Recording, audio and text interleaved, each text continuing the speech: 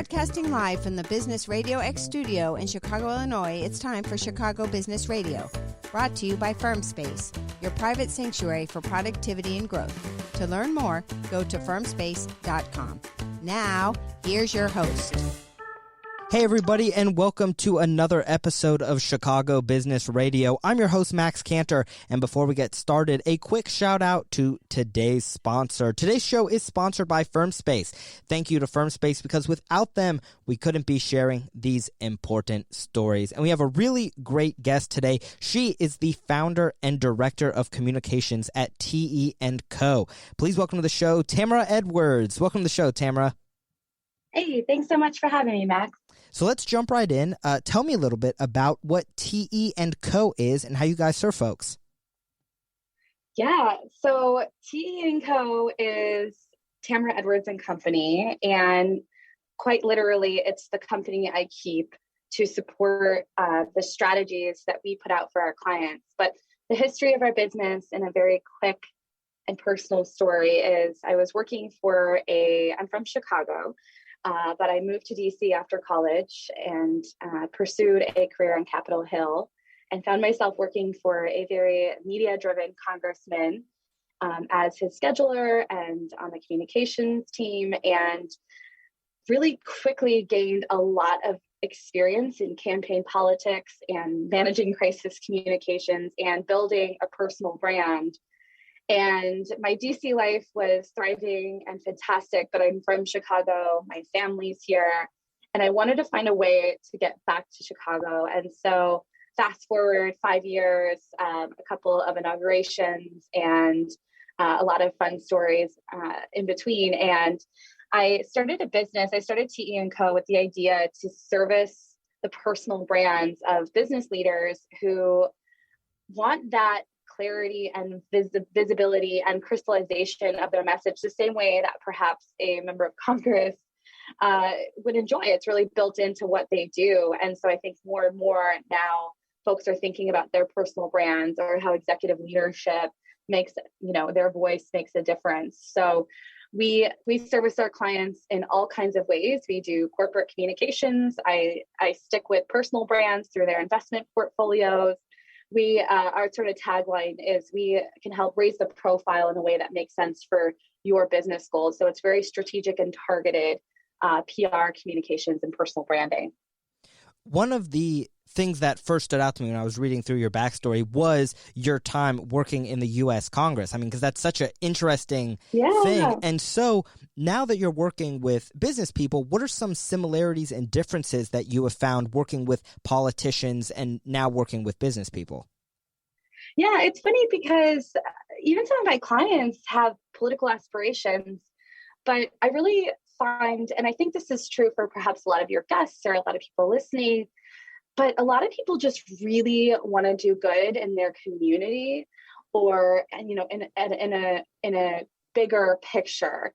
It's not just, I want to make money. I want to be, a United States senator. It's not these short-term goals. Most people really, at the end of the day, want to help others.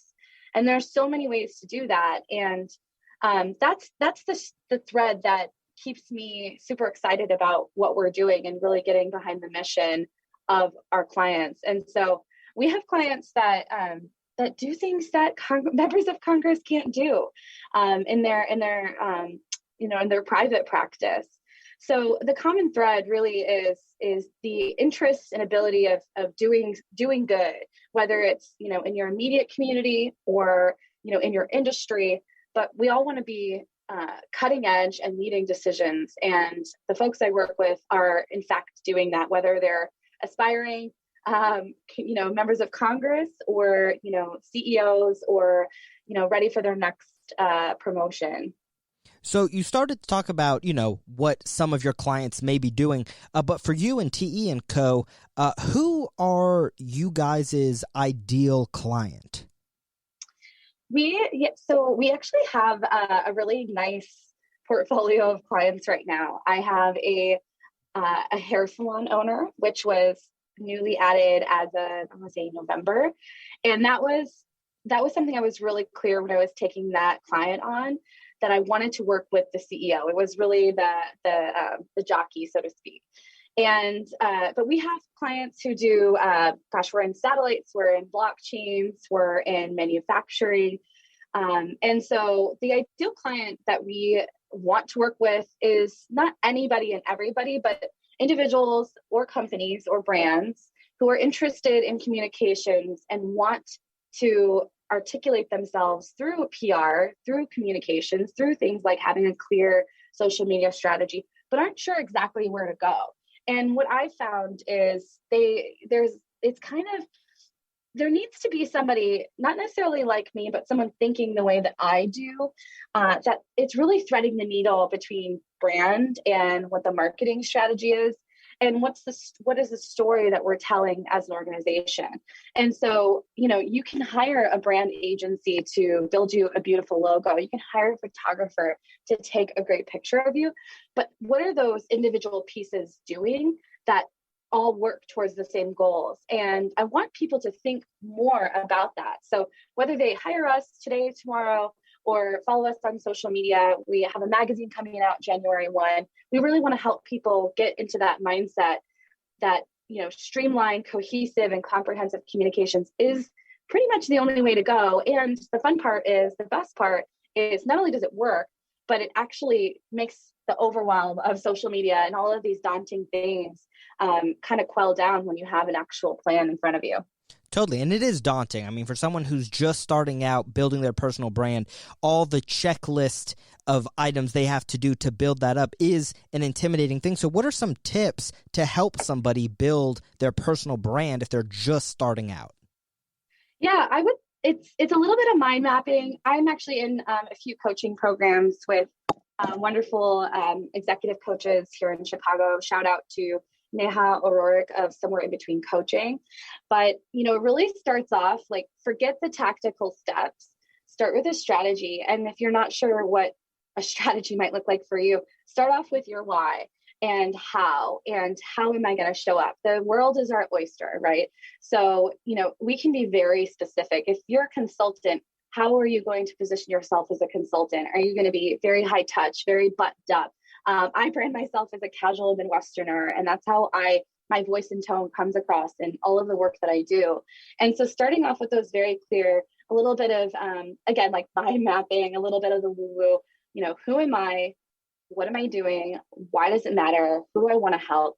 And then I think from there, you can start applying the tactical things. So you can work towards, a photo shoot as a first step. We love to do that as one of the early steps because it helps bring the brand to life. It helps get everybody excited. But it's not just, again, that headshot photo shoot. It's, we just did a shoot for, like I mentioned, Jen, the hair salon owner.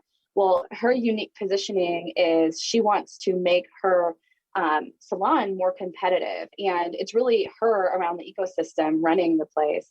And they're expanding into a new location. So the way we structure the photo shoot, for example, is having the team around her and her educating and her hands-on with other women. And certainly we did photos, group shots, everyone's kind of in parallel. But a few of those shots, she was standing, a few feet, a foot or so in front of everyone to make her the centerpiece. So that's just one example of the many, but you want to get very clear about how you want to show up, who your audience is and how you're going to market to them. And then you can apply the tactical things like a photo shoot, like a biography, like actually putting together a communication structure of what your message is going to be. So can you share a story that illustrates maybe a person who came to you and you helped them turn into a success story? Oh my gosh, yes. I love to talk about my first ever client, John DeBlasio, who is an incredible philanthropist and entrepreneur. And I'd actually known him from my days on Capitol Hill. The story that we like to tell, or I tell, is here was this incredible foreign policy, mind coming to Capitol Hill. And at the time I would, if you can think back to, if you've ever been to DC or been in the Capitol, the one side is the House, one side is the Senate. So us on the House side, we would take meetings, and it was always really important to me to have members, it was really important to me to have folks from Illinois, whenever they were in town, that they could, meet the congressman. And so that particular day, I took John to the steps of the Capitol, and I texted the other chiefs of staffs in the delegation, and just about every member showed up. So here's this person who, came for a purposeful meeting. The day was a little hectic, so we moved the meeting, outdoors, and had great relationships, was really involved as an advisor, as a confidant, as a trusted member of the community for members of Congress. And I just always held him at a high regard. So fast forward to, we're having coffee in Chicago. Just to catch up coffee, I'm kind of starting this new venture, starting this new life. Wasn't really anticipating pitching him, but long story short, he really didn't have a Google presence. He didn't have a LinkedIn. He didn't have an up-to-date headshot. And he has big ambitions for himself. And the way that his sort of internet profile showed up didn't really represent that. So I said, hey, John, give me 6 months. Let me test out some ideas. Within 6 months, we had a feature in Entrepreneur. We had beautiful new headshots. We had an op-ed that was placed in national publications around, at the time, what was happening on the border of Donbass and Ukraine. He had been on Chicago Tonight talking about at the time, some pressing foreign policy issues, which is something that, is very much his background. He's a lieutenant colonel. So what we did was we started a newsletter. So lots of little tactical things that led up. And within 6 months, really had a transformational brand. And to date, he's now the CEO, and he is sort of one of those interim CEO type of venture capitalists and investors. And his opportunities have expanded because we're communicating consistently what he cares about LinkedIn. We're not showing dollar signs. We're not saying rah, rah, he's giving away X amount of dollars. He's a very, very good philanthropist. We're not showboating all of the great things he's doing. We're more so very clear on, we're celebrating the things that he's excited about. We're taking pictures of the things that he's doing and communicating the message as to why. So one of the examples of something that we do very consistently is support and promote the Emerging Leaders Program at the Chicago Council on Global Affairs, which right now, through I think mid-March, they're accepting applications for their program. And John is a huge mouthpiece for them. And through the power of social media and the power of just having your strong network and a brand and a following, you can really support and endorse these types of organizations. So, I don't have a dollar amount. I don't have I did this and thanks to me, he did it on his own. I just luckily was by his side to help storytell and integrate that into the avenues that we communicate. Right now it's LinkedIn and Twitter, and say in 10 years, and we have a website for it, but say in 10 years, it's maybe everybody's on TikTok in 10 years. Maybe we go there, maybe not, probably not. But just to say, think about the channels that you're communicating. And again, we have checks every few months where we go, what is our message? What is our message? And what are we trying to convey? So that's one example, but that really led to a lot of different corporate opportunities. So another quick example is we have Arsiak Vartinian, who has a show on her YouTube channel and a really amazing Instagram, ARSIAK, and the show is called Smart is the New Sexy. So she sees herself as an Oprah type. And I know that sounds like super, everybody wants to be like Oprah, but she has this incredible platform and very, very well produced, beautiful videography, beautiful imagery show where she goes around Chicago and meets with business owners and meets with nonprofit leaders and meets with women who aren't having a good season, and tries to tell their story and sort of meet them halfway and lift them up in where we're going. So one of the tactical things we did for her personal brand was, of course, we help underwrite the show and, scripting and a little bit of the just day-to-day ops. But one of the things we're doing for her personal brand for the past year and a half is really get her involved and make her story known in local media. So we've had top stories. We've had her featured on Chicago's very own. I remember one day we were dropping off checks to business owners who were really affected by the looting and rioting of last summer. And regardless of your opinion on where that all started, RCAC wanted to step up and say, look, this is just terrible. Can't even pay for their new windows. So she, wrote some checks and came down to the South Side, and particularly in that neighborhood we focused on, we worked with the Englewood Chamber of Commerce and a few churches to get some ideas as to whom. And we shared that with the media, and we had a top story in Chicago. We did things like that a few times. So now when she goes to the grocery store, people are excited and her viewership numbers are up.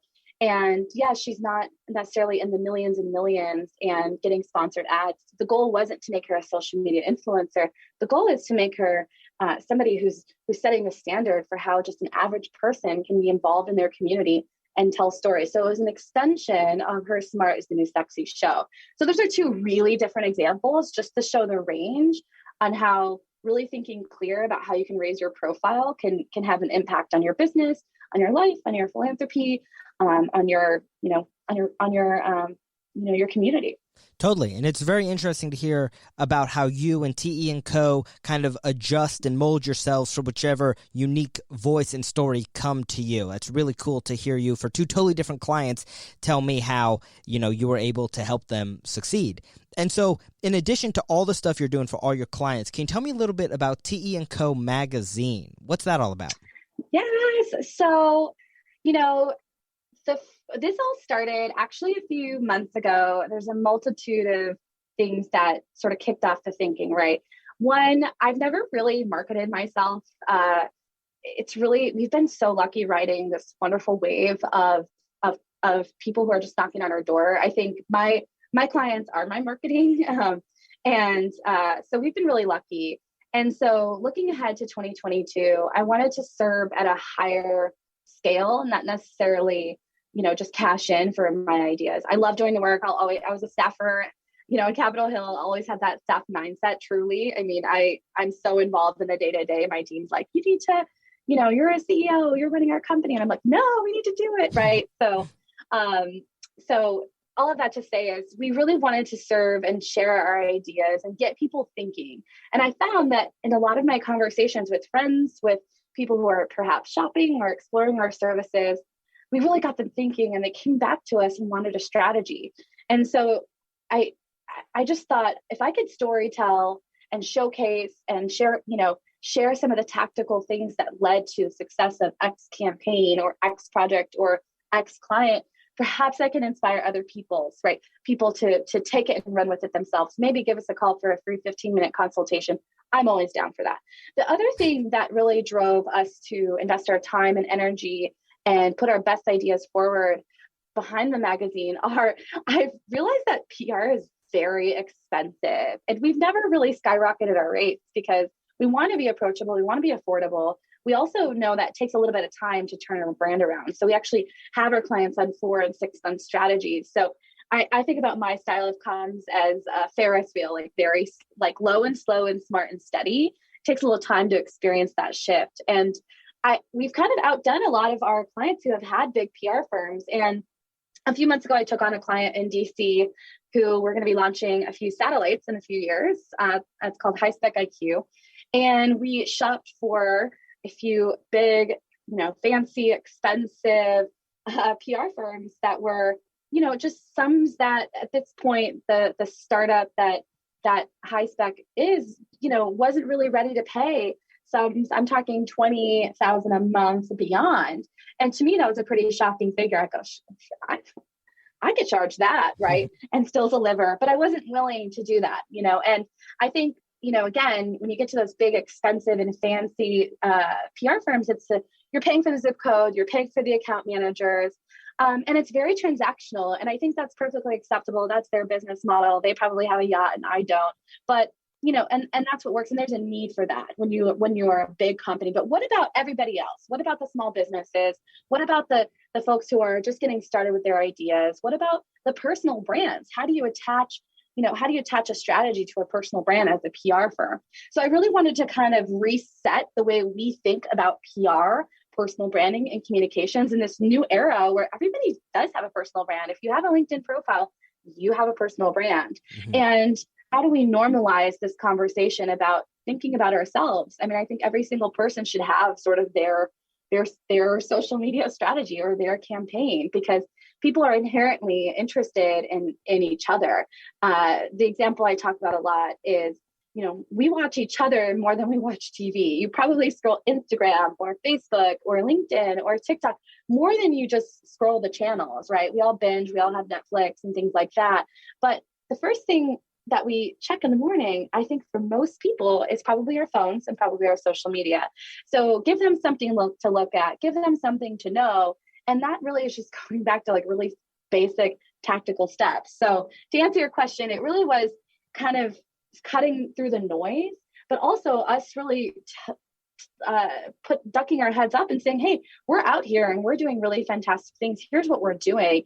And again, 15-minute consultation calls are very, very welcome. I joke and say I'm the best worst salesperson because I really just want to help other people. Again, that staffer mentality. I came from a congressional office and a congressman who taught us, to be in service. We were servant leaders. So I can't turn that off. And so I really do see it as my responsibility to help sort of turn that tide and help people cross over and be better at communicating what they're doing, what they're excited about, especially if they're in service of others. Like, I'm so here for that. Totally. And that is awesome. And if someone is looking at building their brand, trying to figure out how to tell their story, or even wants to learn how to just get started on social media, anything like that, and they want to learn more about TE&CO, how can they reach you guys? Yeah, we have a nice and simple website, tamaraedwards.co, TAMARAEDWARDS.co. We have a magazine that's going to come out several times a year, which I'm very excited about. And then there's always an option. You can email me at hello@tamaraedwards.co, not .com, for a free 15-minute consultation. I'd love to chat and hear from you. Do you all have any social media as well? We do. Yeah.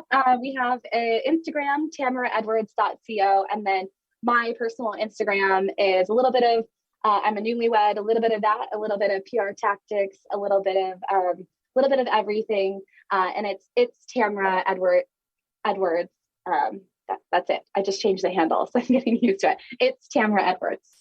Awesome. Well, Tamara, it's really been so great to hear how you're impacting the community and how you're really helping folks. And it's been great having you on the show tonight. Thanks so much for having me, Max. Really appreciate it. And thanks to all of you for listening to another episode of Chicago Business Radio. I'm your host, Max Cantor, and we'll see you next time. This episode of Chicago Business Radio has been brought to you by FirmSpace, your private sanctuary for productivity and growth. To learn more, go to firmspace.com.